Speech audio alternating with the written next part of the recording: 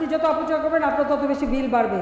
কাজে সেদিকে আপনি যদি বিল কমাতে চান আপনাকে সাশ্রয়ী হতে হবে। বর্জ্য ব্যবস্থাপনায় আপনাদের সহযোগিতা দরকার।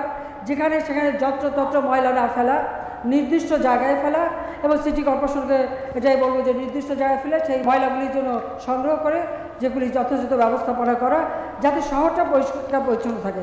আমাদের আরেকটা অনুরোধ, যেখানে সেখানে পশু কোরবানি দেবেন না, তাতে প্রত্যেকটা জায়গা নষ্ট হয়, আবর্জনা হয়।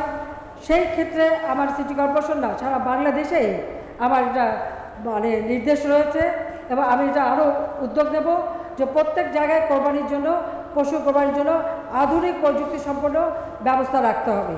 প্রধানমন্ত্রী বলেন, জলাশয় ভরাট করে কোনো স্থাপনা নয়, উন্নয়ন কার্যক্রম হতে হবে পরিকল্পিতভাবে। মশার প্রজনন ক্ষেত্র যাতে তৈরি না হয় সে বিষয়ে নাগরিকদের সচেতন থাকার পরামর্শ প্রধানমন্ত্রী। ওয়ার্ড কাউন্সিলরদের লক্ষ্য রাখতে বলেন, পার্কগুলো যেন মাদক সেবনের জায়গা না হয়ে ওঠে।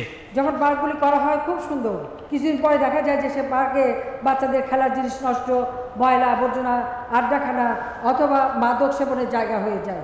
আপনার যার যার এলাকা অবশ্যই